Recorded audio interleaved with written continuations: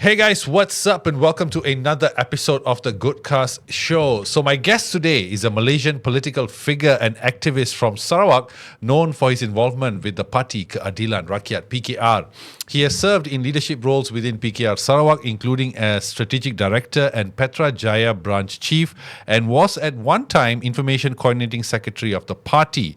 Outside party roles, he's known for his political commentary and activism, often sharing views on policies and political issues through social media and public platforms. Please welcome the straight-talking Mr. Lawan Tetap Lawan Iswardy Morni. Welcome to the podcast. Welcome. Thank you, Vinod. Thank you for having me here. No, thank you. I've been following your content for a long time, finally I mustered the courage to ask you to come on. So let's start this conversation about you. Yeah. Because you've had quite a tumultuous time in PKR since you joined and left, and not left but resigned. Yeah. So we'll start with this. Why did you join PKR? In the first place, I think like everyone else, it started in 1998 when remember the fight between Mahathir and Anwar Ibrahim started in 1998. And even before that, I was a staunch supporter of Mahathir and Anwar at that time. Okay. Right. So when 98 happened, I was in UK. I was studying at that time, and we had the courage and also the heat from Malaysia was also transpired to UK also. Yeah. So we have that. We were young. We were 21 years old, and then we decided we want to rebel against the government and follow Dato' Sri Anwar Ibrahim, and that's where we started to join Parti Keadilan Rakyat. Not Parti Keadilan Rakyat, but the reform agenda at that time. I see. So Parti Keadilan Rakyat was formed in 1999. Okay. But when I came back in 2004, that's when I first started to join the party lah. But were you always inclined towards politics? Yes, I was always inclined towards politics. If you I don't know whether you know this or not. Early in 80s, there were a fight between Taib Mahmud and his yes. uncle, Yes. Tun Rahman. So Tun Rahman formed a party called Permas. At that time, I was like maybe standard 4, standard 5.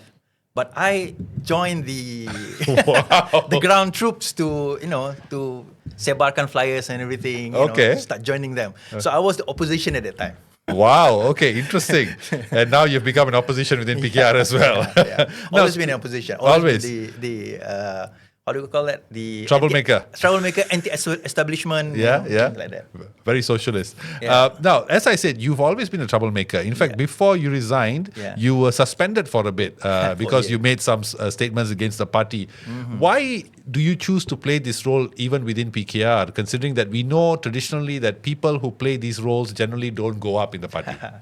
I think it boils down to the principle itself. Why do I join Parti Keadilan Rakyat? Because I always believe that, because I joined not because I follow anyone. I joined not because I was obsessed to any certain agenda. I joined because I believe that this party upholds the principles of freedom of speech. Always out there to help people, listen to others, and voice their grouses and things like that.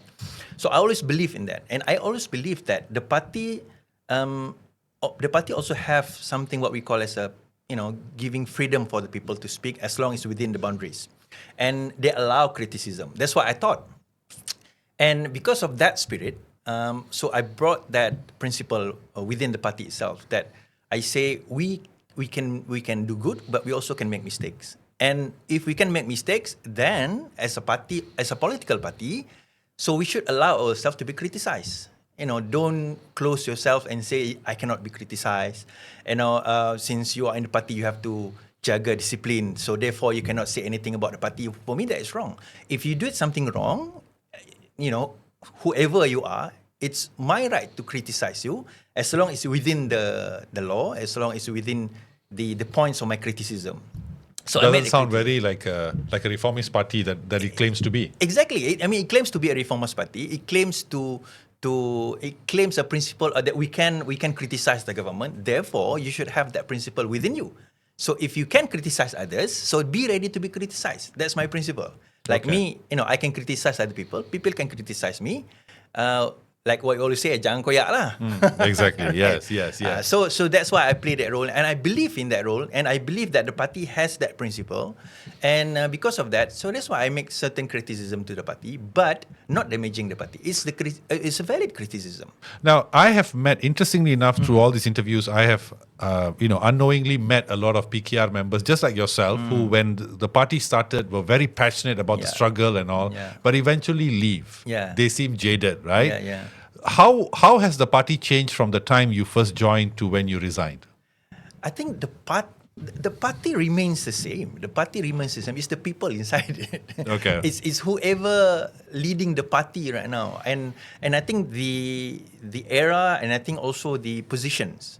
Like previously, we had nothing. And previously we were the oppositions. We don't have Selangor. We don't have Penang. We don't have anything. So we were just, a group of people getting together because we believe in certain cause and principles. But then after we got Selangor, things changed slightly. I think the donation start to change. The certain things that we say we disallow before, we start allowing it. Such as, if you can be more descriptive. Giving projects, for example, allowing cronism, nepotism within the party itself. Who was the one responsible for integrating this culture or bringing in this culture into PKR? Because Dato Sri Anwar was in jail most of the time. Yeah, especially in the early stages. So who was the ones responsible for introducing this culture into PKR? I think it started off with when we won Selangor. So when we became the state government in 2008.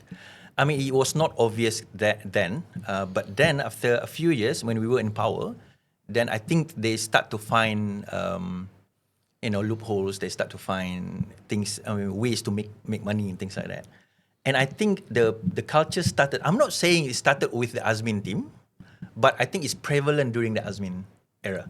I see. The Azmin's era, when he was the Menteri Besar at that time. I think during the Azmin era, it was prevalent during that time. It was not so much during Tan Sri Khalid's time, but it started off during Azmin's time, and that's when me and my team, and I, we started to realize something is wrong with the party, and we need to criticize it. But I was not criticizing so much on the Selangor itself. I was criticizing the party for not taking actions on what's happening. And if you remember, in 2019, during the PH 1.0, and even before that, 2018.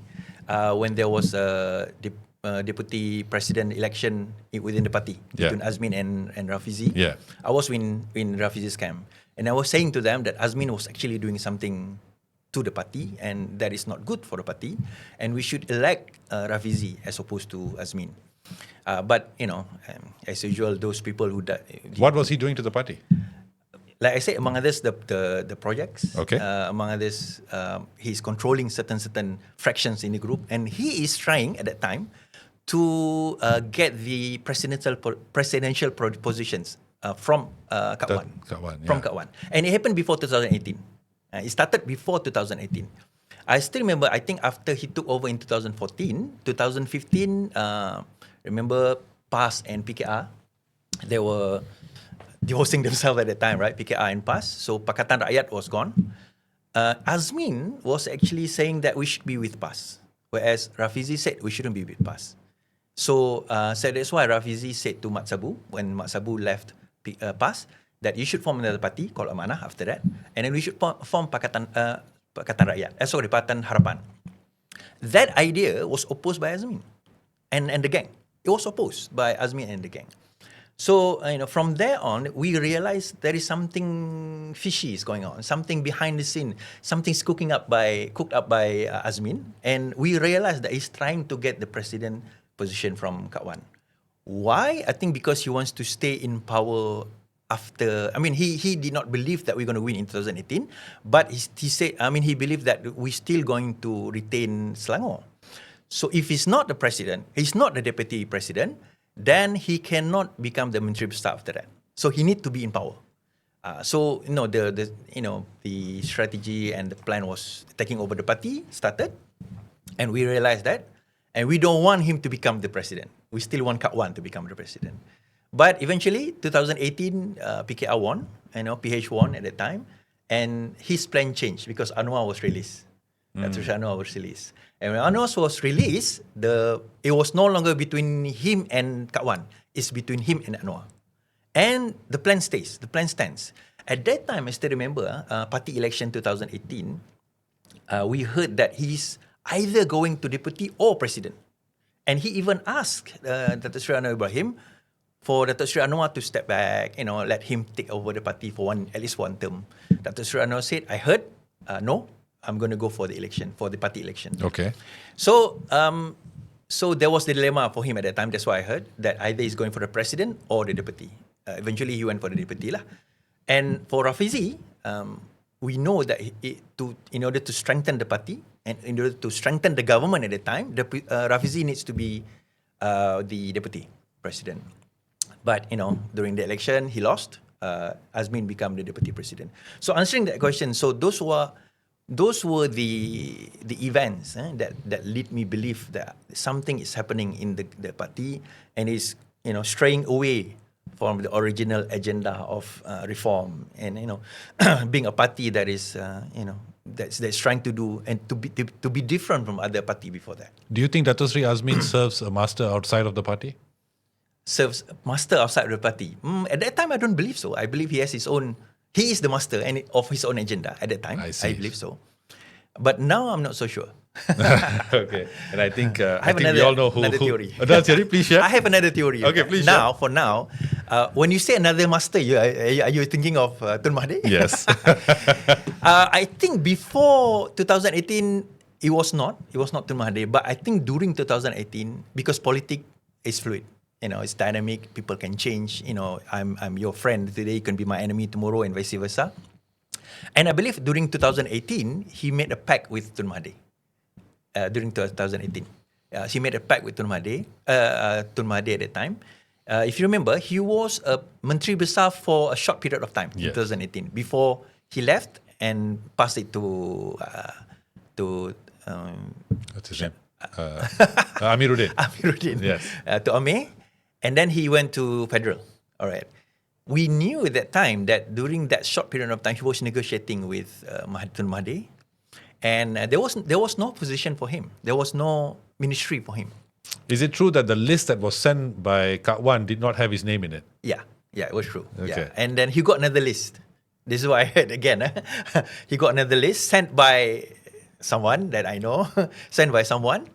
And that list was then, got to Tun Mahathir and, compromised things. Tun Mahathir picked some people from his list and some people from Kak Wan's list. And the opposition Ministry of Economy was specifically formed for him. It was formed just to cater his demand because Menteri Keuangan is already Lim Guan Eng at the time. Other ministerial posts already been filled in.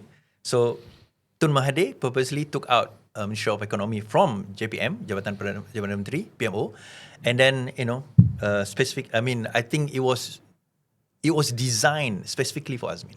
Wow. Yeah.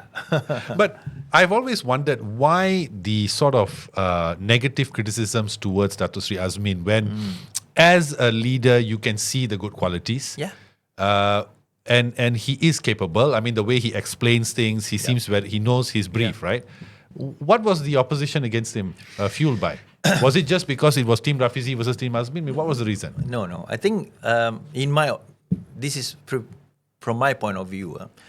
I mean, if you look from the outside, as an outsider, if you look from the outside, he is a capable leader. I also say that he's a capable leader. Yeah. He took care of his people under him. He took care of his team and things like that. He was a capable leader, and he still is a capable leader. But internally, we must know our objective and our agenda. And then we believe, and we still believe, that he has his own personal agenda at that time. It is not agenda of reform. It's not a reform agenda as we want it. It was more into a personal agenda at that time, for him to become Menteri Besar and later on to become the Prime Minister. So was that what you think he was negotiating with Tun Mahathir at that time in 2018? Okay, Yeah. So after Tun Mahathir would be him? Yes. Wow. Yeah. So that's why, if you remember, again, this is speculation in my theory. I don't think my words into this. At that time, we heard that if you remember, Tun Mahathir is supposed to pass the baton to Datuk Sri Anwar after 2 years, right? And he was like, delaying it, giving excuses, things like that. And among those who did not agree for him to pass the baton was Azmin. They were recording Azmin, Syed Saddiq, and his team lah, including Zuraida, the Minister KPKT at that time, right? Yeah. So those are the people that said, no, we shouldn't pass this to Anwar Ibrahim, we should wait until the end of the terms. He's among one of them. But later they realized that eventually, Tun Mahathir is going to give in. Okay, so they need to devise something. They need to plan something. So I think they spoke with at that time Bersatu, Tan Sri Muhyiddin. So the idea was Tan Sri Muhyiddin to take over, and also to Tun Mahathir. Okay, let's topple this government. Okay. Then which led to Sheraton Move. Yeah, which leads to Sheraton Move. Actually, toppling the government, the idea was for Tun Mahathir to stay as the Prime Minister. So this is what the information that I got. So the idea was they team up with, I think 11 of them team up with Bersatu. Okay, let's form a government, a new government, and we appoint Tun Mahathir still as the Prime Minister. So nothing changed. And after a few years, maybe after one term, it's there to become the government. In the next election, they can win, and Azmin can become the Prime Minister. But things change. The plan, what they did not account for was, at that time, Tun Mahathir was not in the picture. And Tun Mahathir disagreed that they should topple the government. Oh, he disagreed? Yeah, he disagreed. And initially, he disagreed. He disagreed they should topple the government. So is that why he actually resigned? Yeah, that's why he resigned. Because it was not discussed with him in the first place. It was not discussed with him. It was agreed between them. And then presented to him, he disagreed. And they thought, never mind, we topple the government first, he will agree. He wants to become the Prime Minister. They did not take into account that he resigned. Then he resigned and the government collapsed. So at that time, they realized, okay, the Agong realized, okay, we need to form a new government. So how are we going to do it? This is the first time ever in the history of Malaysia, right? So that was the first time I did live. I said, for this, actually, we have a precedent before this. We must call the majority, those who have the majority among the minorities, which at that time was Pakatan Harapan. I said, Agong should call Pakatan Harapan because they got, I think, 80 plus seats at that time. But Agong went with SD. Whoever have the most SD. I see. So I still remember I was in Eastin Hotel in PJ, right? They were all like PH members, and the last person who signed the SD was Borubian, and he was holding a paper. It says they 114, meaning to say Borubian was the 114th member to sign the SD for Pakatan Harapan at that time. So that morning, I think 3 o'clock in the morning, there were a PDF press statement by the Agong saying the government already been formed. Okay, go on. Yeah. Okay, so 3 a.m. So we were shocked, and we was like, my friend told me, "Hey, there's a PDF coming out. I think it's fake." No, it's true. And paper is already citing it, saying the government is already been formed. And at that time, we were saying no. We were the government. We have 114. Barubian signed 114th. I was there. I was in his team when I saw that. But Agong said no. I already accepted that Muhyiddin Yassin to become the new Prime Minister and the new government. But the rest is history lah. My goodness, now you've really gone off, but that's fantastic story. Okay, so let's go to the next segment, which is the fall of PKR. Which I'm alluding, of course, to your Facebook post. Just to remind you all, he said, tiba masa kita bagi laluan pada orang baru untuk mengambil alih parti dan menaikkan kembali bila parti tumbang tak lama lagi. What makes you so certain that the party will fall? I've been making many predictions before, and if anyone has been following me for quite some time, they know that most of my predictions were correct. When you say fall, what do you mean? Okay, fall as in they're not going to become the government. They're not going to become the government after this. In the next election? In the next election. Wow. Anwar Ibrahim is not going to become the Prime Minister. And if he does, as I said, if he does become the Prime Minister, he'll be just a puppet to other parties. He just become a puppet that will be, the string attached to many parties like GPS, GRS, UMNO, Barisan Nasional, and maybe PAS. He no longer has the say, final say. All right, that's what I'm going to say. That's what I say. That's why I say that it's going to fall. fall as in not become the government, or even if they become the government, it's no longer a government with voice. What are the factors that have contributed to this outcome? The outcome that you have sort of projected. The major factors is actually Rafizi. That's the major factor. Why do you say so? Why? Okay. This is not the first time Rafizi left the party. Many times, okay. yes. This is I think third time. Third time. The first time it was not so significant because he left for work in 2006, 7, I can't remember. Or 8, I can't remember. But during that time was not significant because he left for work. But the second time was in 2019. I know because during his last speech to us, before his final speech to us, we have our own group. He said that I'm going to go outside the party. I'm going to not withdraw from the party, but I'm going to take a vacation. Hiatus lah, take a vacation from the party, and we're going to do my own work. And I'm going to be not going to be bothered by whatever happened in the party. That time, and he said this. Okay, Rafizi might not remember, but I remember. He said, for those who are here now, he said, start doing something in social media. Do whatever. At that time, live was not that significant, but if you can do live, do your posting, do something in social media. Be someone in social media. That's why what motivated me to do my podcast, my life. That's the first thing that motivated me to do my life. So I started doing my life, and then you remember 2019, then the government falls 2020, and then Sabah 2020, and then Melaka 2021, Sarawak after that, Johor. And, as you can see, the result speaks for itself.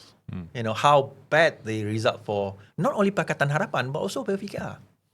In Melaka, we do not have any single seat for DUN. In Sarawak, not only we don't have any single seat, okay, that's fine.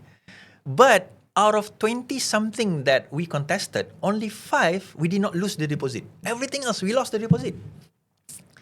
I think around almost 19 or 20 seats.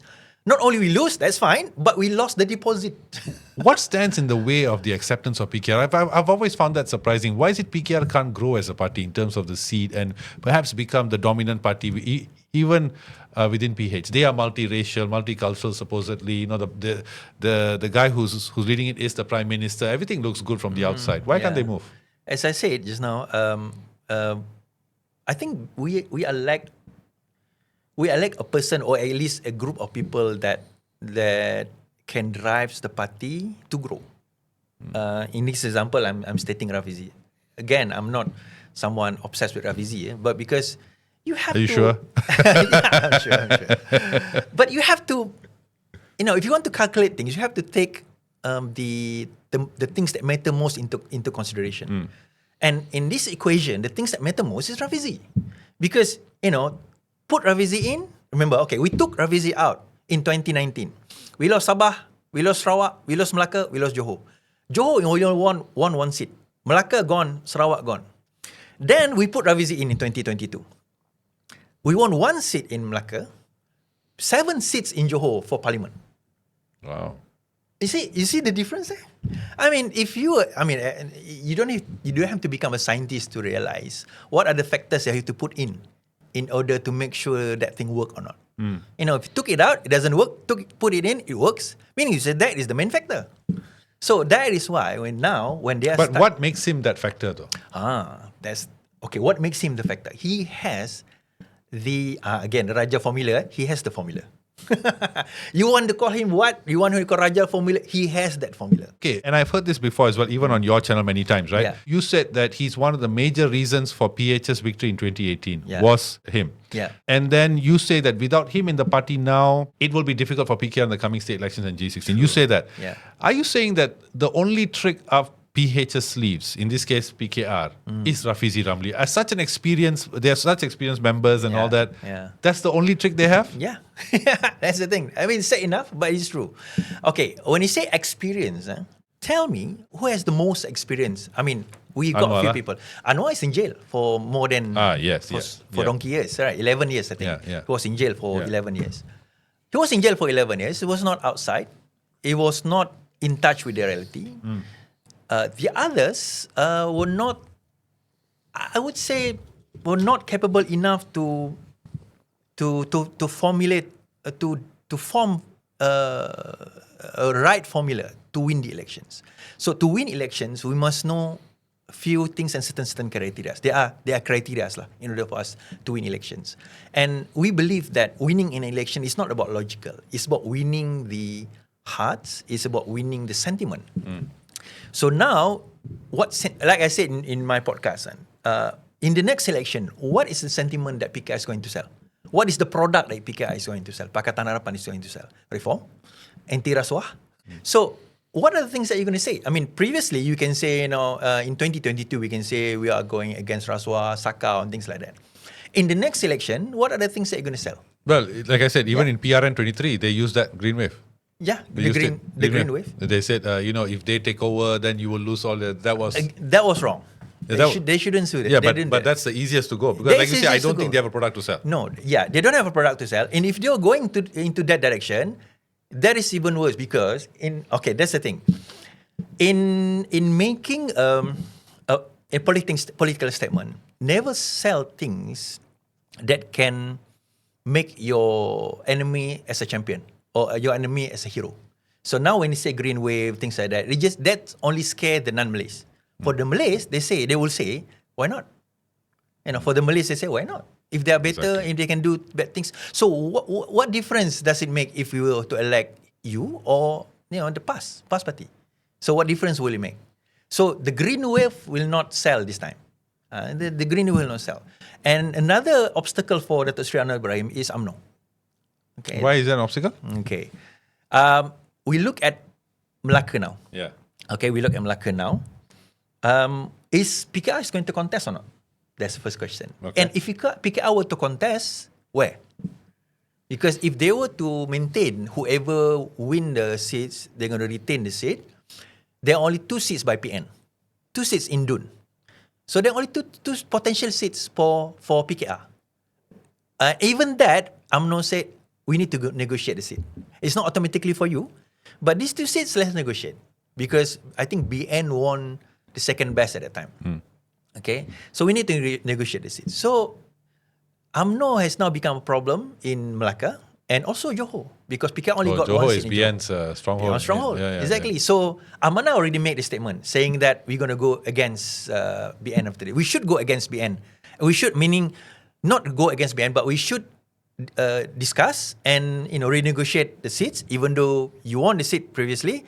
It doesn't mean that you're going to get the seats after this. We should discuss it. UMNO said no. We're not going to discuss. Whatever we want, we're going to retain it. It's our seat. We're going to contest that. Amanah said no. We should discuss. So these are the things that, the things that PKR is having problem now.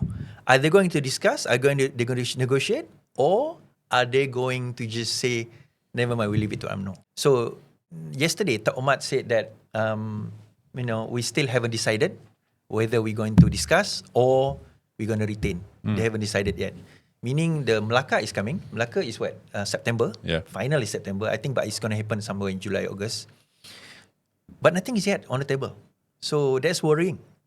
And so that's why I said this is an obstacle for Datuk Seri Anwar Ibrahim, because he couldn't put his foot on the ground saying, okay, Datuk Zahid, this is my stand, this is what I want. He did not say that.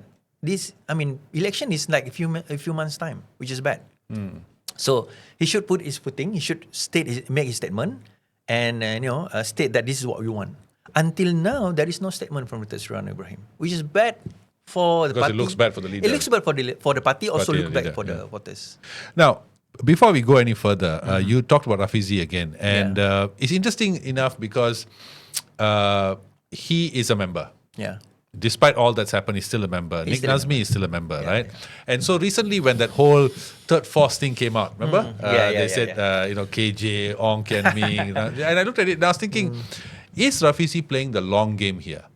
That means the outcomes of the next elections, if, as per what you say, if PKR lose, Anwar would most likely have to resign.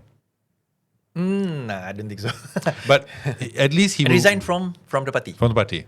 I don't think so. I don't think, because this is his Or at last least from term. his post as the president. But this is last term anyway. last term anyway, So yeah, is so he I don't playing think that long game so that once the results are so bad that he loses, and generally we've seen in parties when you lose, then you have to resign or you leave. But in his case, his term is ending. Yeah. Then wouldn't that be the perfect opportunity for Rafizi to now re-enter again, party elections, take back the party and work his way to Putrajaya? Okay. Oh, this is an internal thing. First thing I'm that just guessing. I don't know. That is true. That is true. But I don't see that Rafizi will make his way in the party anymore after this. I mean, I don't think that will be. Then why is he still a member?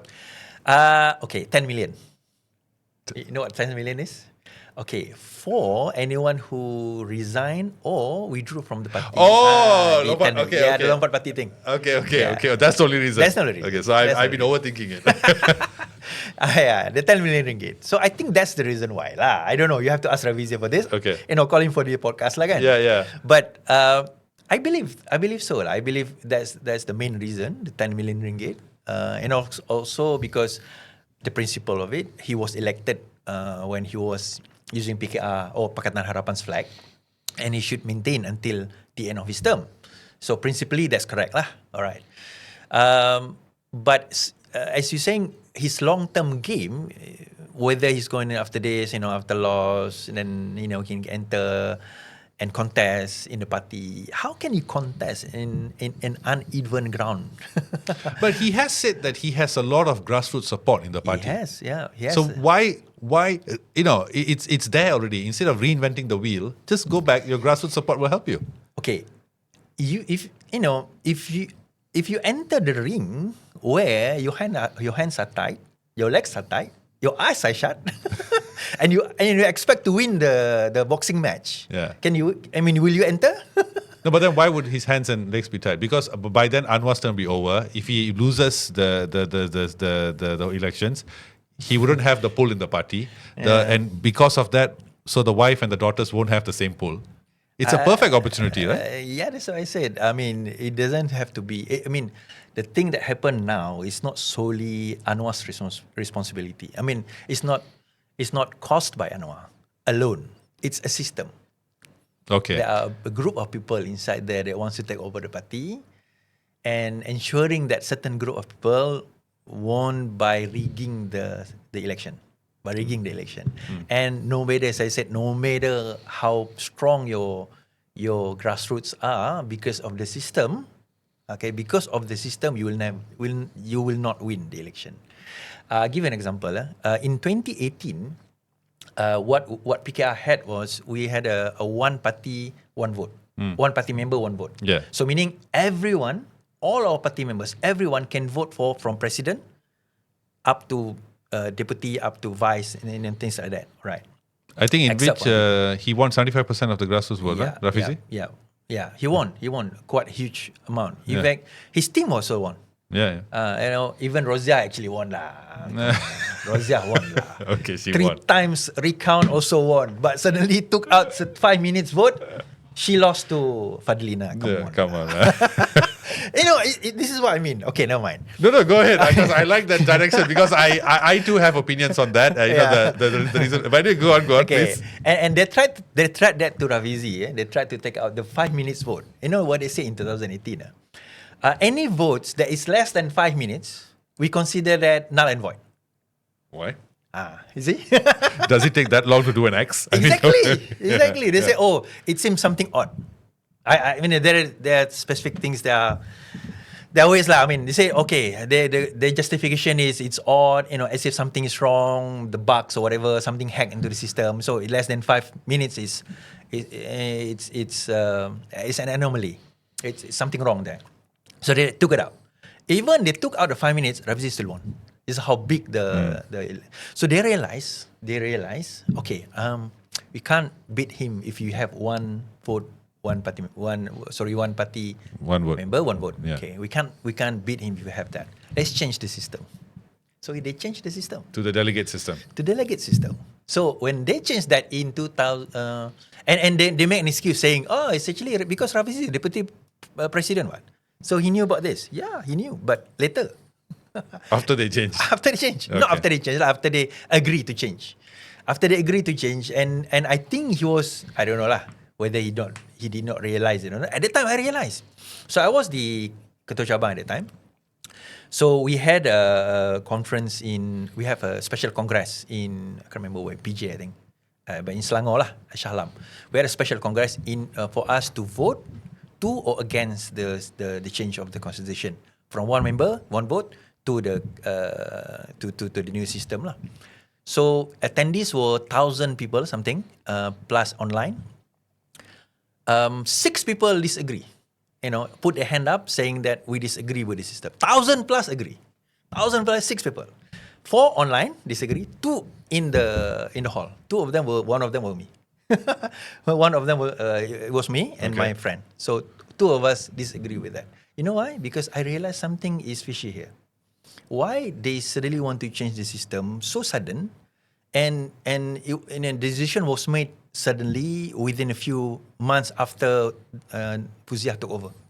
After Fuziah took over, she changed everything, and then rushed this thing, and call everyone and make sure that the election was, the way the election conducted was changed from one vote to perwakilan. So I said something is fishy here. So I disagree with it because I need more information. And when I read the section, the third section that they changed, I sense that I see something is cooking, something is wrong. And then, sure enough, during the party election, remember before the central election, there were cabang election, and then kepala tanpa badan, badan tanpa kepala, is things. A lot of issues came up. A lot of cabang protested. Yeah. Then I realized, that's the reason why. If the head is lost, okay. It's so complicated. You see, if you are the Ketua Cabang and you won, you can bring X amount of people for the delegation. They can vote for the central central election. If you lost, you can bring certain number. Oh, so you can still bring? Still bring. So proportionate, whatever electoral system they call it. Okay. So if you won certain percentage, you can bring certain percentage. If you lost, you still can bring certain percentage. Question is, if you lost, do you still want to bring? No lah. Ada kalah. Why want to go? Ada kalah. Why should I bother? Yeah. So now, all this had they won, and they can bring a huge number of people. And obviously, those who won, why did they win? Because like in Rozia, Shah Alam, she lost, but everyone else won. Deputy won, Naib won, AJK, everyone on her team won. She's the only one who lost. Don't you think that is strange, right? Yeah, it is. And the way she lost was like, okay, let's say she won. Let's say the votes were 1,005. Okay, the other party, his Najwan lah, YB Najwan. Let's say got 1,005. She got 800. All the deputy, her deputy plus AJK, all got 1,005. And Najwan's deputy got 800. You see what I mean? That's weird. As if the votes is reversed. Yeah. And that's not the only one. We got 80 more cases like that. Were these cases addressed in? It was. For you to complain, you can complain, right? So they complain. In order for you to complain, you need to pay RM100 to the JPP, Jabatan Kuasa Pemilihan Parti. Okay, so you need to pay RM100. So they pay RM100, and not just them, not just Rozia, everyone else. They pay RM100, and they complain because when they pay RM100, they make the complaint. It was not answered. I see. The email was not replied. The call was not answered. So all of this was done just to get Rafizi out. Yes, and the team. Which doesn't make sense because as per what you're telling me, Rafizi is the man who can bring you victory. Exactly. Why would you kill your star player? I believe they have an overconfident ego lah. Bloated, inflated ego that probably they were so confident that they're going to win in the next election, even without Rafizi, because we are the government. I believe so. I believe that's the reason why. We are the government now. We have the power. We have the money. We have the resources. You think you are brilliant. You think you are clever. Never mind. We can hire 10 more clever people than you. My goodness. Now, let's get back to this. The party has seen, as we know, departure of many individuals. You are one of them. Yeah. Rafizi, of course. Azmin Ali, Zuraida, Saifuddin, Larry Seng, Afif Baharudin. Many, many more have left. Yeah. The current batch now at PKR, Can they rebuild the party if they fall as per what you have predicted? Okay, for me, Yeah. my prediction in the next election, the next party election is going to be the next party election in 2028.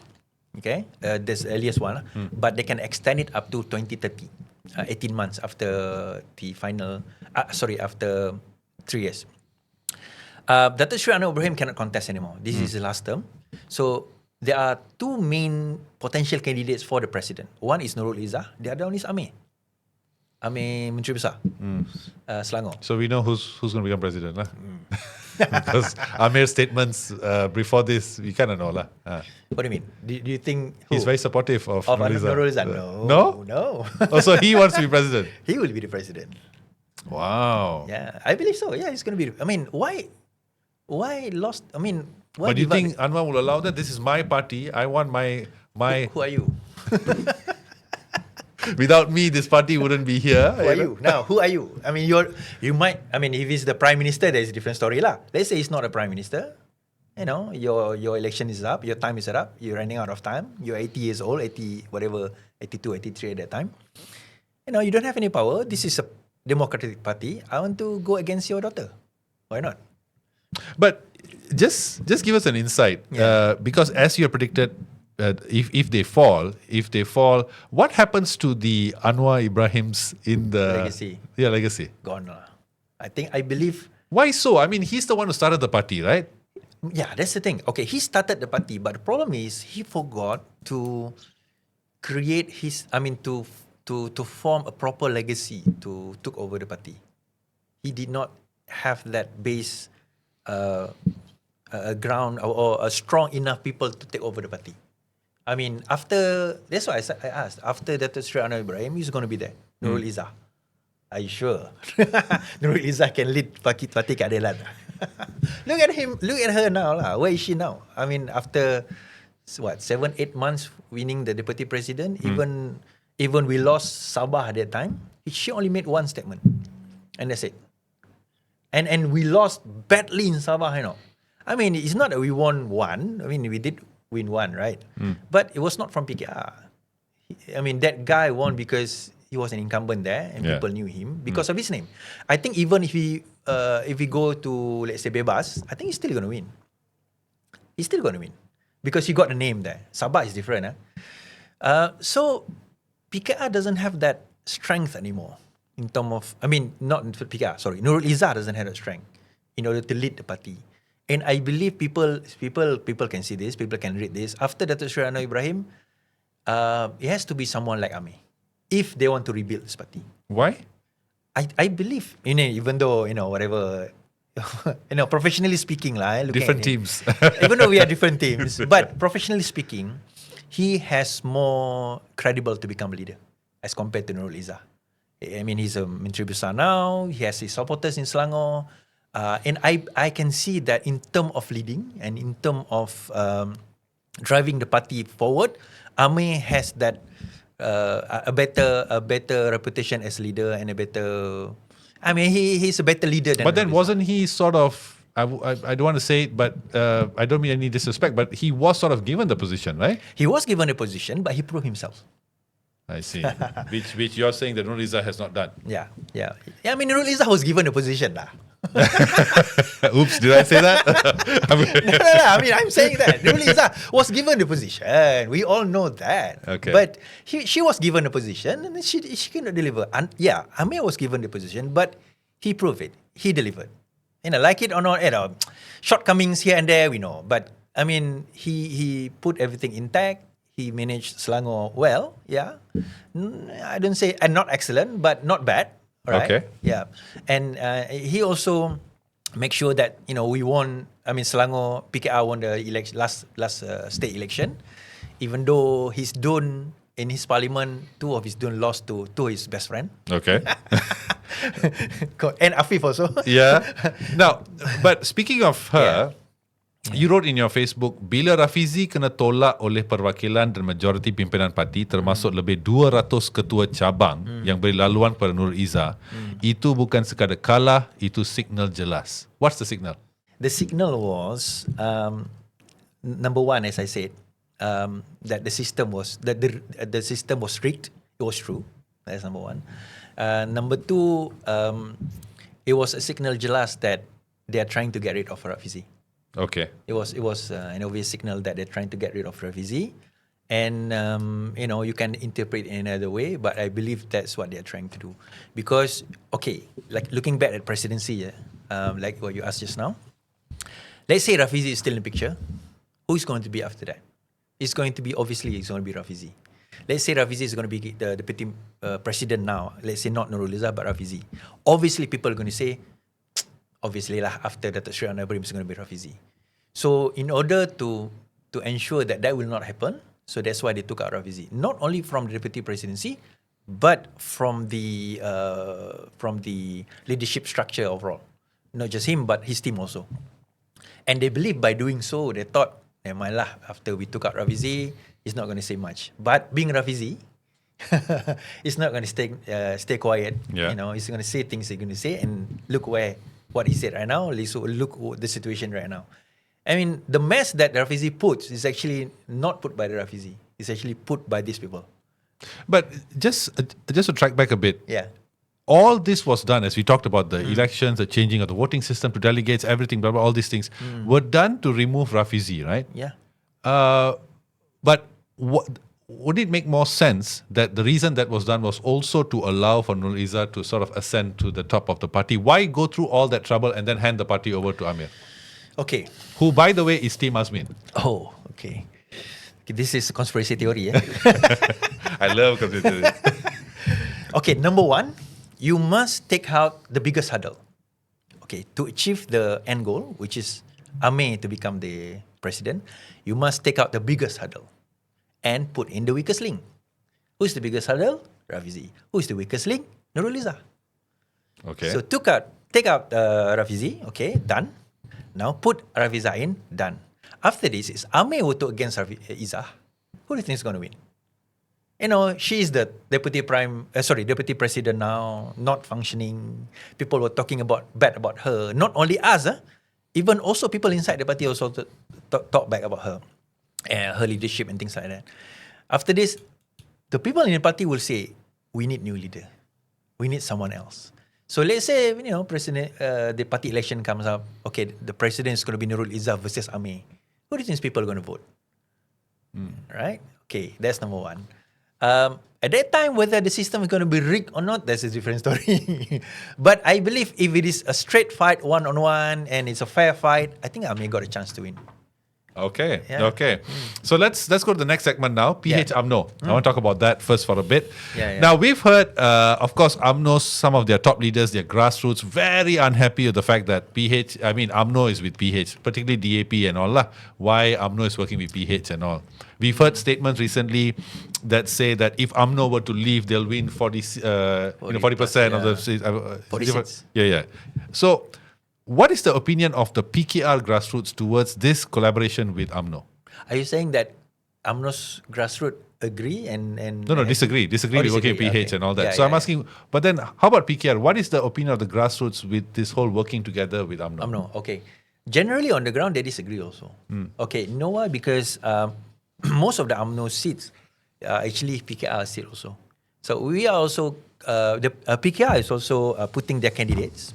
And they also have the seats in the UMNO area. For example, in Johor, Melaka, Kelantan, Terengganu is even obvious. So PKR also have the candidates in those areas. As compared to the AP. And the AP more into the urban and most of the seats were not contested by UMNO. Whereas PKR, they have the seats that are contested by UMNO. So in the grassroots, they were saying, if we were to combine or we were to go together with UMNO, so the incumbent seats, the seat that UMNO won before, PKR will not have a chance to go and contest. So they say, we are not happy with this. Because let's say, as I said to you, in Melaka, in Johor, even in Negeri Sembilan, Pahang, for example, even worse in Terengganu and Kelantan, PKR will not have many seats for them to contest. So that's why they're not happy. I mean, what's the point for us being here if you're not to contest in an election? Yeah. So it's the same. Goes for both parties lah. So is UMNO the problem why the reforms have not happened? Is UMNO the problem? Because that's the common excuse, because UMNO, Anwar doesn't have the full government, or the whole full mandate and all that. UMNO, yes and no lah. Yes, UMNO is one of them. GPS, GRS, and this is what I believe. DAP also. DAP as well. DAP as well. Yeah, DAP as well. DAP. They also, even though DAP might disagree with me, but this is what I heard. I'll give you an example lah. And DAP can deny this statement, but I'm just giving an example. Remember the RUU for political funding? Okay, you know who disagree with it? Who? DAP.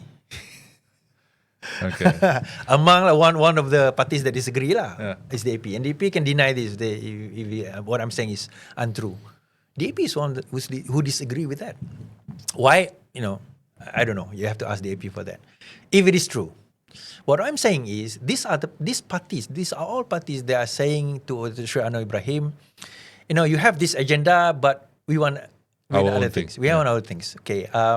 That's one. That's why I say yes. UMNO is one of them. I'm not saying UMNO the only one. UMNO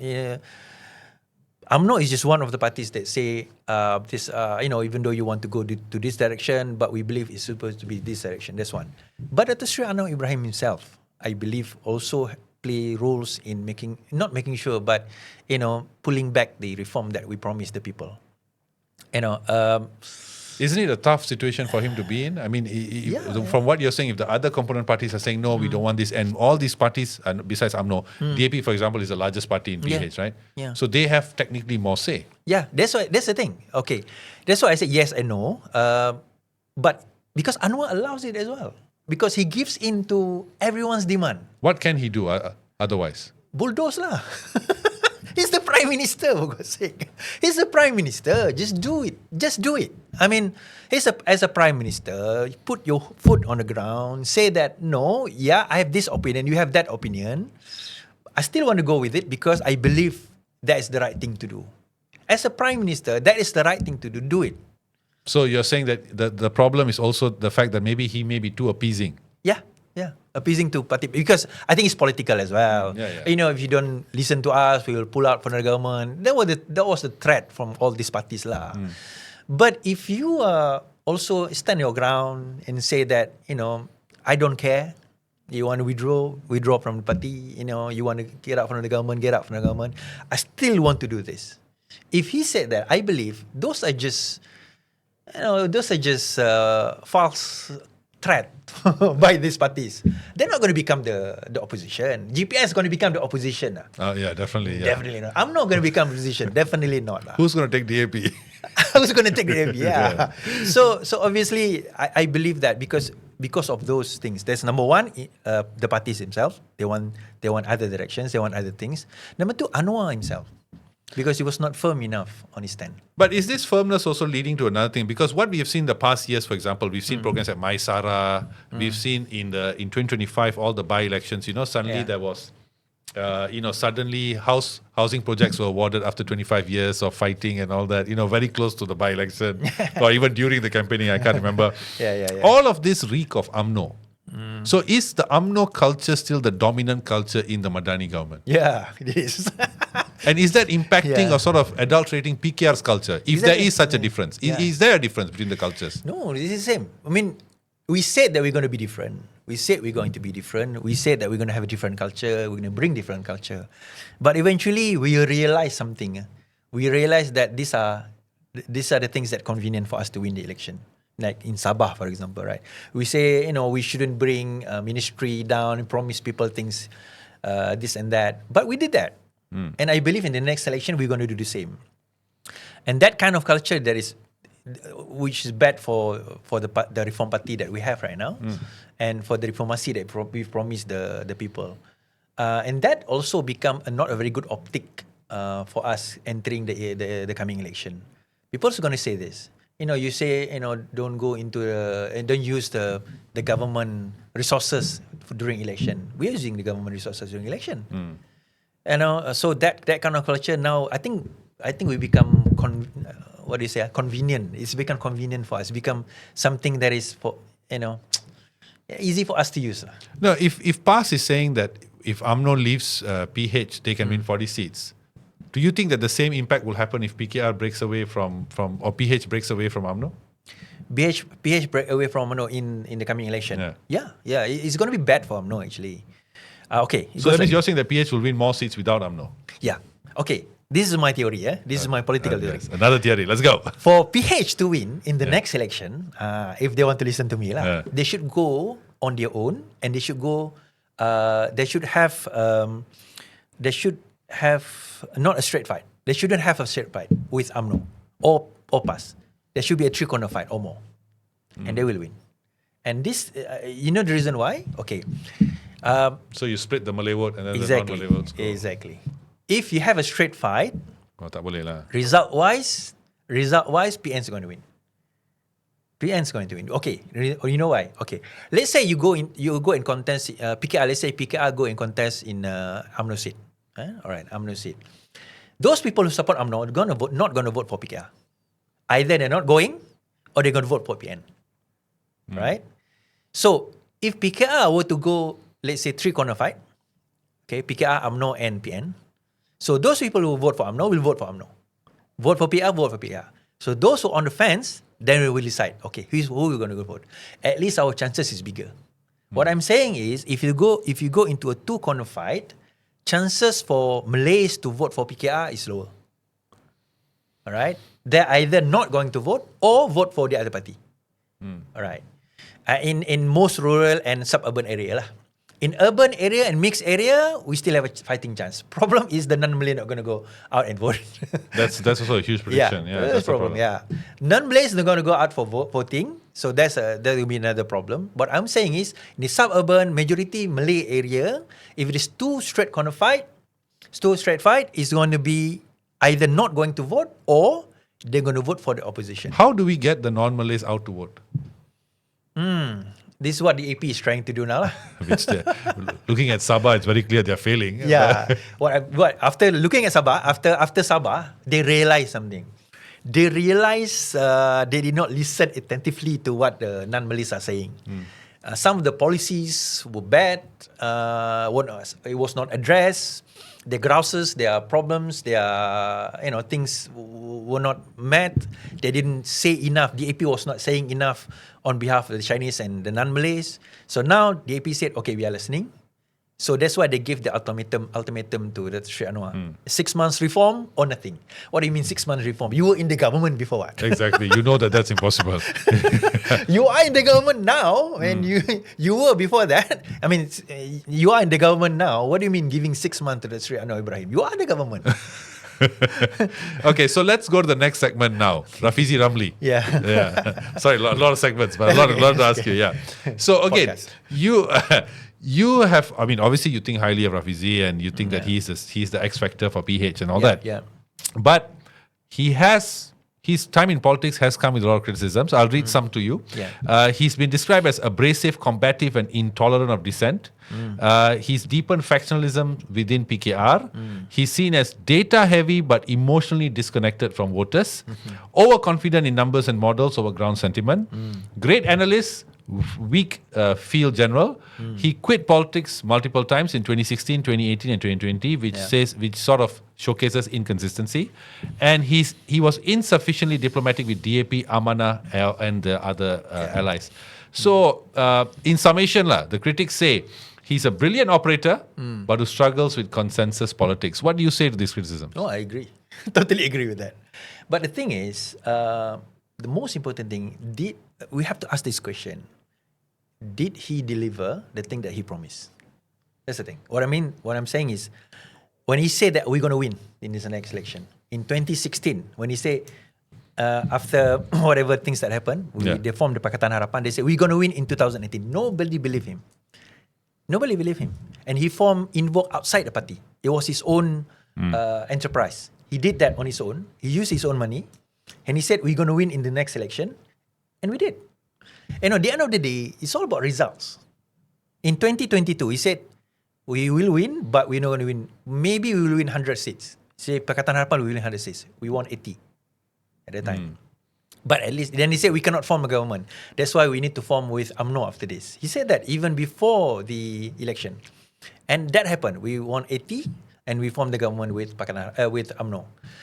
But can he galvanize the party? Okay. The thing is, he can deliver. That's one thing. He can deliver the objective or whatever the task is given to him. But politics is not just about delivering the winning, but also maintaining it and also making sure that the party runs as it should be. Yeah. Okay, people said that he's not in touch with the human aspect. It's all about robotic. It's all data and numbers, right? Obviously he's an accountant. Yeah. He will look at data and numbers. That's number one. But I disagree when people say that he's not in touch with the grassroots.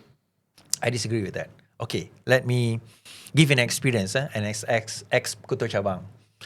What happened was, when I was Ketua Cabang, in the first 3 years, the idea was the first 3 years, when he was the minister, the first 3 years he will concentrate in building up the country. Whatever things that you hear right now was actually his idea in the Ministry of Economy. I think 2 year and a half, he started concentrating on the grassroots. And I was the Ketua Cabang at the time. We were given tasks. All right. There were things that were given to us as Ketua Cabang, things that we need to have. There are systems. He built up a system for us Ketua Cabang to do at that time. And we were start doing things as a Ketua Cabang. We start going on the ground. We have the system. We have the tools for us to engaging the people and the voters, things like that. What happened is, not even a year, they rushed the party election. Okay, this is a new thing as well. A new, maybe good to you guys lah. Rafizi proposed that the party election to be postponed after the election. After this coming election. Because it will create fractions among party. Okay, like UMNO lah. UMNO last time, remember? Like a few then KJ left and all that. No. In the last Congress. One. Okay. They say that they make a resolution that the party election will only happen after election. Which is true. It has to be like that. Rafizi, this is what I heard Rafizi said, that we should have the party election after, not before. But they rushed it. Really rushed it. Okay. So because of that happened, he actually has put everything on the ground and ready for election. And the way he put it, I believe that as if that we're going to go alone. We're not going to go with UMNO. The way he devised the machinery, right? The way he put all the technical teams, there are ways for us to report to the party. There are systems that he built for us to report to the party. Not everyone knows this, There is a system that he built during my time as a Ketua Cabang for us to report every activity, every move to the party. Up to the point of election. But then what happened is he lost. After he lost, he closed everything. He closed the system. A bit vengeful there. He closed the system. We got, again example, the party gave us one table. Remember when he did that town hall in Pandan? We met everyone, right? Whatever he has there, he gave that to every cabang, 221 cabang in Malaysia. Everyone got it. We got the table, we got the chairs, we got the bunting, we got the banner, for us to meet the people. That's his preparation for the coming election. That was in 2024. Okay. Meaning he was ready to go for election in 2027. So the idea was, when people say that he wasn't in touch on the ground, he was not a good leader, I disagree. Because I was the Ketua Cabang. But it sounds also, of course, like what you just said about how when Dato Sri Azmin Ali became Chief Minister, he wanted to sideline Kak Wan, right? Dato Sri Wan Aziza. But I have interviewed YB Hassan Karim last year, and he told me a story. He said that when he was MP, he's still MP, I think this was few years ago, I can't remember exactly when, Rafizi came to his constituency, held an event, a PKR event for PKR members, but throughout the event, he never mentioned Dato Sri Anwar. He never it was as if that event was his event.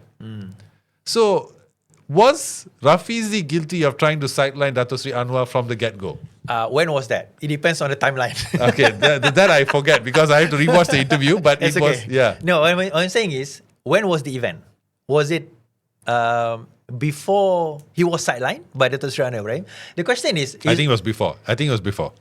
uh, When did Hassan Karim first win? I can't remember that also. yeah, because he was sidelined twice. Yeah, okay, yeah, exactly. Okay. In 2019 he was also sidelined, and before 2019 he was also sidelined. Now he's also sidelined. The thing about Rafizi is, if you sideline me, this is not the first time. And I believe what Hassan Karim said. He's not lying. Of course. Because Hassan the Karim same is- event happened in Selangor. Remember during the candidate announcement for Selangor. Yeah. That is also the same thing happened. Okay.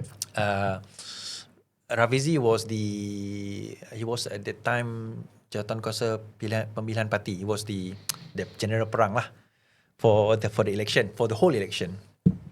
But he went to the stage. He just said, Dato' Sri Anwar are going to announce, and then he left. No speech, no nothing. And then we were like, hey, why? Okay, during that time, okay, just to put things into context, we would like to invite Dato' Sri Anwar Ibrahim as the Deputy President of the Parti Keadilan to give his speech. Dato' Sri Anwar was not arrived yet. So he went to the stage, he said, all right, Dato' Sri Anwar is going to announce after this. Thank you very much. And he left. He did not say, give in a speech, like long speech like before. Then we were like, hey, why? Why is this happening? Then we realized something. Because some of the candidates were not endorsed by him, and it was not discussed even in the team. They're supposed to have like a committee to discuss the team, and everyone agrees to the list of candidates. Last minute, this is what I heard again.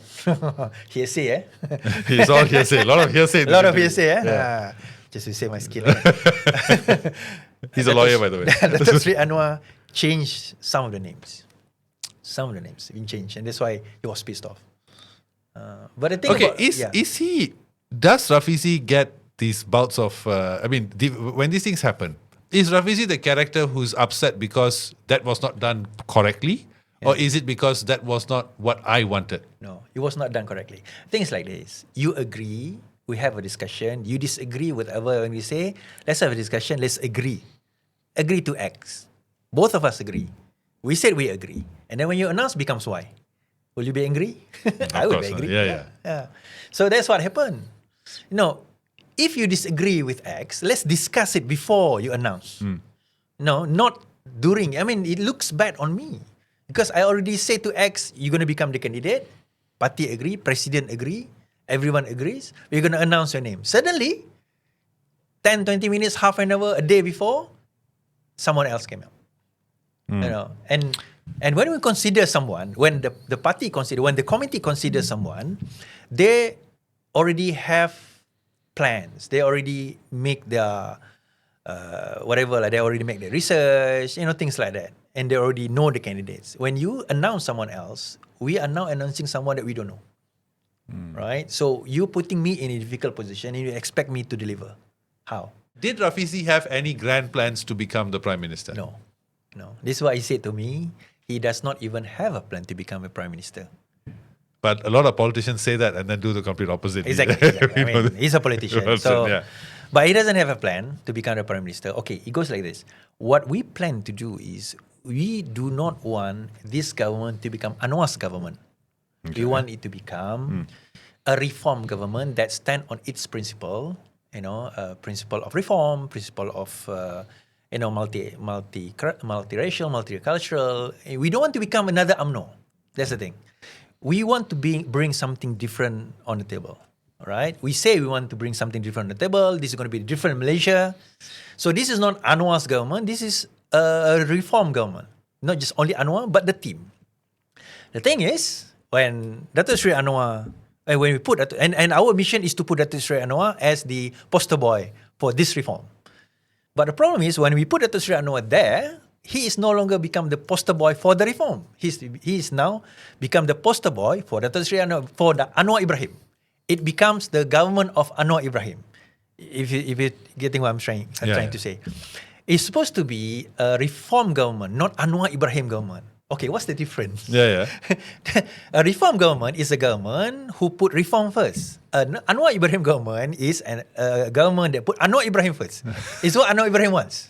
Okay, he can say this is reform. Okay, we put it, this is reform, but I don't want it. And we'll put it aside first. We delay this. We take this back. This one we can put forward. delay a little bit.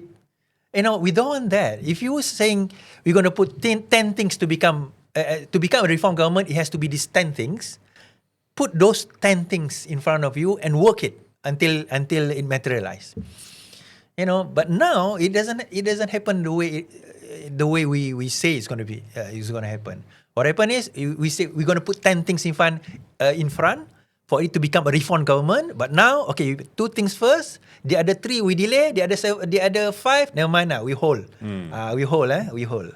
Example, 2026. Sorry. Now coming 2026. Suddenly there are 3 RUU, 3 acts going to be passed. The two term for the Prime Minister, Ombudsman, and I can't remember the other one. There are three acts are going to be passed, and they will discuss this year. All right, why it happened 3 years later? Why did it happen like 2 years ago in 2024, for example, or 2023? Why after only 2026 it happened? We know if they put it now, 2026, it will not be passed in this term.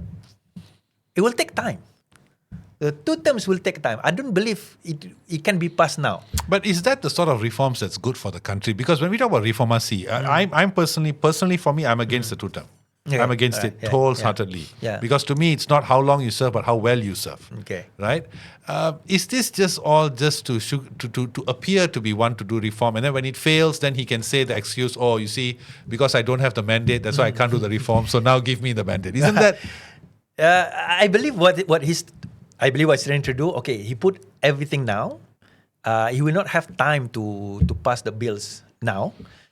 In the next election, what we're going to sell? They're going to sell this. We already put the bill in order for us to do the reform. Please re-elect us, and then we're going to pass it in the next. If I'm the Prime Minister, okay, I think that's going to be his point of election campaign lah. Are there any other products that PH can sell? Besides that, I don't think so. That's the only one. I don't think so. So they're creating their product now. But when you're saying that you disagree with the 2 terms, what I'm saying, okay, when I say these are the reform promises that we make, because we made that promises before, all right? Whether you agree or disagree to this, whether these are reforms or not, that's a different point. But what I'm saying is these are the things that we promised when we were the opposition, right? So we should put forward and we should upheld it. We should, drive it as soon as possible, not a year or probably less than a year before election. I believe the election is this year, maybe lah. Kan? So if the election happens this year, we're not going to have time to pass the bill. That's the thing. So it's put out there to just die a natural death. Die or Forced something for them to speak in the during campaign. Something for them to sell during campaign. We already put in the bill. Vote for us. We'll make sure that the bill will be passed. Okay. Now, but of course, in terms of Rafizi, I remember a time when he came for the appointments to the cabinet. Dato Sri Anwar was the Prime Minister and then became the Finance Minister. Another thing that Pakatan Harapan was very against, Pakatan Rakyat as well. Exactly. But Rafizi supported him.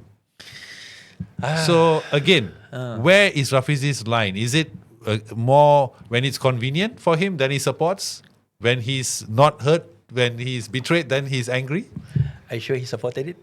No, he said. Yeah. He came publicly, yeah. I know. He said publicly at that time, but behind the scene, that was not the case. Behind the scene, he was actually against that. But we just formed the government at the time. Yeah. Okay, so he doesn't want to create fractions and problems at early stage. So I believe Dr. Sri Anwar made a promise. Again, I believe, this is what I heard again, made a promise is going to be for a short term. There'll be a cabinet reshuffle. Someone else is going to become the Menteri Kewangan, the Finance Minister. That's what promise been made to him. So that's why, okay, never mind. Just for the short term, he will become the Minister of Finance. And the reshuffle did happen, but that thing did not happen. So those are among the things that really piss him off lah. Okay. So in all of this, was running for the Deputy President a suicide mission? For Rafizi? Yeah. Yeah, it was. Why? Why run and why lose? Okay, we were when we saw the party election at the grassroots at the grassroots level, we were saying to Rafizi, Raf, this is a suicide mission. They are here to kill you. we know you're going to lose. Even I made the prediction before the election that he's going to lose. I made that prediction. Rafizi said, and he answered in one of his podcasts, he said that I need to show, if I were to say, oh, the system has been rigged, I'm not going to enter into election, people are going to say, Rafizi is scared, because Nurul Izzah is going against him. People are going to say that it's not true, the system is not rigged. That's why I said, never mind, I'll go into the election. I will tell you what will happen. I'm going to predict to you what will happen. I'm going to say if Izzah win, what will happen. I'm going to give you all these predictions. And if one of these, and each and every one is become true, what I'm going to see after that is going to also become true. If you get my drift. What I'm saying is this. Rafizi enter, he knows he's going to lose. Okay? Rafizi enter, he knows he's going to lose. But he enter for the purpose of saying, I don't want later people going to say, it's just because I think I'm going to lose with Izzah. Not because the system is rigged. So when he enter, people now see the system is actually rigged. So his campaigning was to sort of protest It's injustice. a protest, yeah. And also showing the voters that system is rigged. Okay, when he did live and everything, thousands of people were watching him. Nobody in the right mind will say he's going to lose, but he lost. Right? Interesting. Okay. As compared to Izzah, right? Yeah. Now, okay, so at present now, he's playing the role of an agent of doubt almost. He's Like, just you guys are saying things and you are rocking the boat slowly lah. You're breaking our confidence in BH. All this y'all are doing. In your opinion, what is he trying to achieve out of all of this? What we are trying, not just him. Okay, what you all as well. All of us are trying to do is we are trying to rock everyone's boat. But for what? For what? Okay, so that the voters can then know. Okay, it goes like this. The voters have the rights to know the truth. Which is? What is the truth? Whatever we are saying, whatever happened behind the scenes, the voters need to know what's going on. Even within Pakatan Harapan, within Madani, and within the opposition. Like, for example, we were saying the opposition was so weak, they can't even ask an intelligent question, for example. Yeah. Not everyone will watch the parliament sittings and not everyone will understand. You're going to sit there for the whole day just to watch parliamentary sitting, right? Yeah. But by doing this podcast, we were saying that these are how our government is now functioning. Not only the government, the opposition is now functioning. These are all the things that happen within the political system. Whether they are the government or whether they are the opposition, these are the things that happen. So as voters, now you have the information, now you choose. Who do you think is going to vote for the next one? And I think the long-term plan is, at least for me, my long-term plan is for my voters to have the information, and that I believe I got, and I disseminate it, and I form it into my opinion, and for my viewers to also have that sort of opinion, whether they agree or disagree, it doesn't matter. So at least they have their opinion, and looking into politics not just through just through a black and white, but there are also grey matters. Okay, so that means you're trying to educate our voters. Yeah, educate the voters. Regardless of the consequence. Regardless of the consequence. No, there's a consequence. I mean, when I say when you say consequence, what does the consequence means? Does it mean they pick the wrong people? That's the thing. If I give you an indication on how to pick the people, if you pick the wrong people, whose responsibility is that? Whose fault is it? Is it mine or is it you? I mean, of course, it's the voter, but interestingly, then it brings us to this: like, is there a wrong choice in this fight? A wrong choice for who to take? I mean, if you consider all the parties involved, are there wrong choices? There will be wrong choices, of course. There will be wrong choices in parties. Yeah. Obviously, I will say don't vote for PN lah. Don't vote for PAS lah. But if you go to micro level, I will say go for the candidate. Go for the candidate. Go for the people who can serve. If that happens in Malaysia, there'll be a revolution, man. I mean, it's happening now.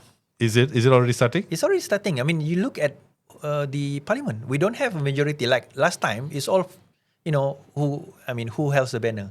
And if it is UMNO, no, like last time people say, you put monkey there also people will vote. Yeah, as long as he's wearing the BN flag. BN flag, people will vote. But now we can see the people are getting smarter and smarter.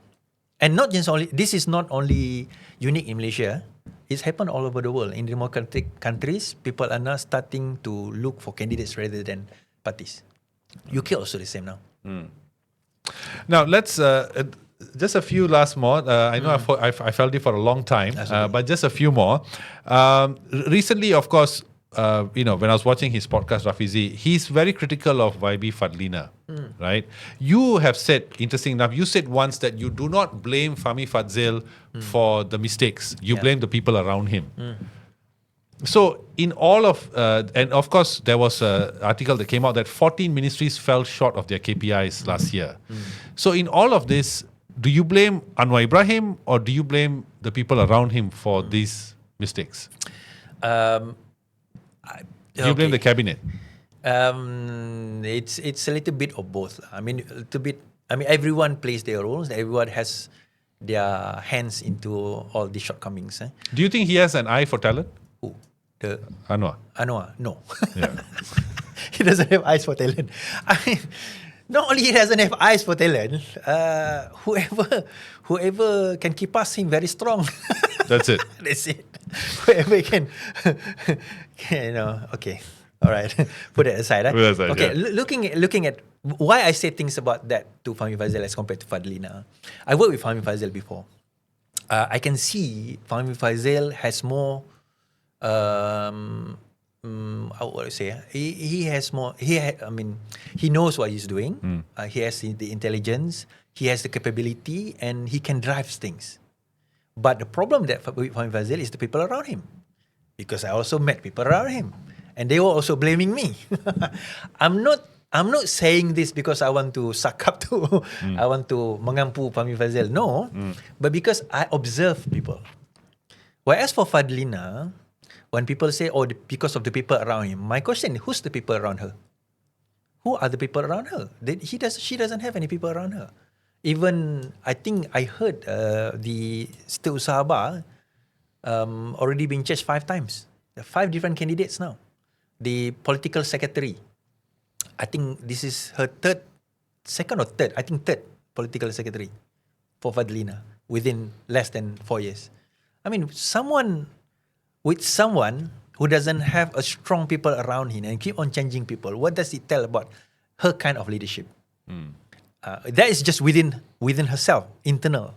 Now imagine you have to manage a few 100,000 employees under you with probably more than 100 heads that been there for donkey years.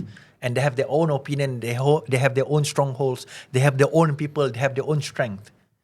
If you don't have that political will and strength to lead these people, they will lead you instead of you lead them. And that's what happened to Fadlina, I believe. When you talk about, of course, PKR is, the word that comes to mind is definitely Reformasi. So, and I would like to end this interview on that word, Reformasi, right? Yeah. The reformations that were promised, were offered to the people before you all were voted in. Are they enough to make any meaningful changes to this country? And before you answer, I want to tie that up to MOE. That's why I brought up her name, right, Fadlina? If we are talking about, for example, the changes that we are doing in the education system now and all that, the proper reformation, the actual reformation is what? Separate MOE from politics, make it independent, put academics there, so that and the government is only in charge of creating a mandate, giving them a KPI and a time frame, and execute it as per what we want. Any change of government does not impact them; they are independent. Shouldn't that be the type of reforms this country needs? Okay, we must remember one thing: no ministry works in silo. Okay, all ministries should drive to one objective. But the way it is now, with changes, reshuffles, it's very messy. Exactly. So that's the thing. When we first enter into the government, we already have the objective in mind. And That's why we have a Ministry of Economy. The purpose of Ministry of Economy is basically an umbrella to all the ministries. Yes, correct. Okay, so it becomes an umbrella to all the ministries. What the ministry does is actually they will look at all the ministries and then it look what are their proposals, and not only that, giving out the objectives. Okay, as the new government, what are our objectives? We say we are the government of reform. We shouldn't be the same as the previous government. So these are the objectives that we want to achieve. And RMK 13 is formed is formed in such a way to meet those reform objectives. Okay, RMK 13, and that should happen. And each and every ministry should give their proposal towards that objectives. The problem is, MOE is not I'm not saying not in line, but not stepping up towards that objective. Not enough. Why? Is it because of the Napoleons in the cartels? I believe so. Because of the Napoleons, and I believe because they believe they were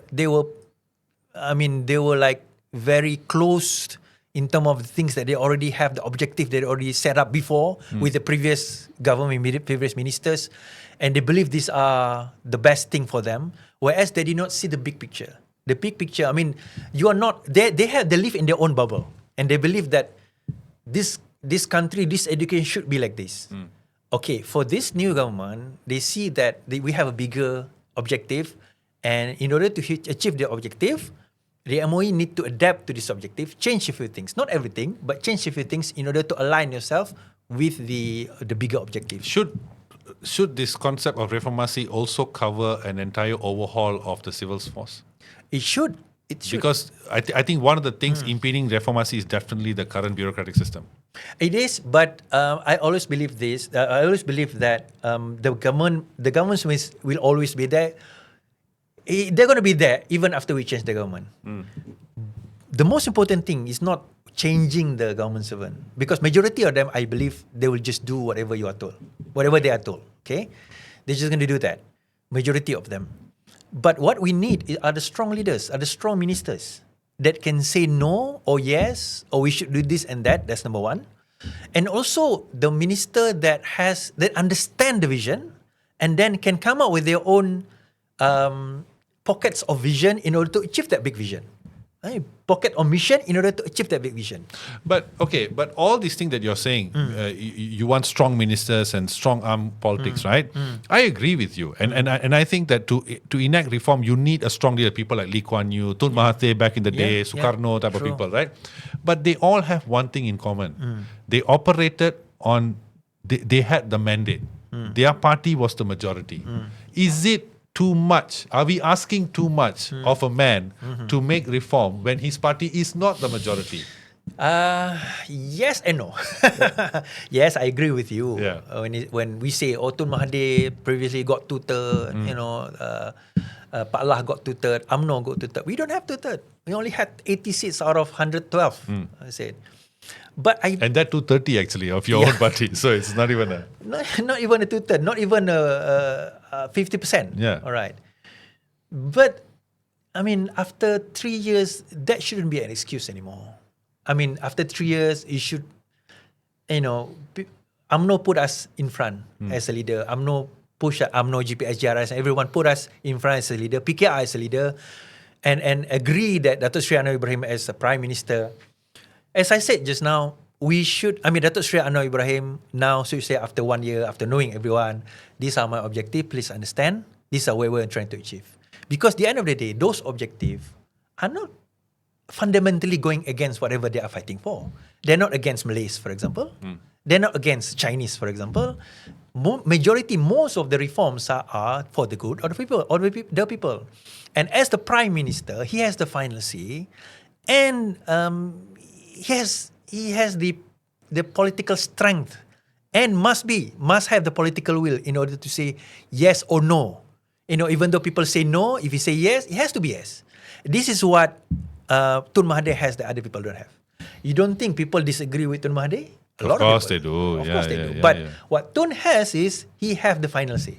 Yeah, I agree. I can listen to you. You can talk to him 1 hour. He will not interject. He will not stop you. He will listen. But at the end of the day, no. He will have that final say, and he has that strength. So, but when you start giving, But do you think Tun Mahathir would have had that same strength if his party only had 30 seats? yeah. I mean, that what happened in PH 2018. Remember Latifah Koya? You're right. You're right.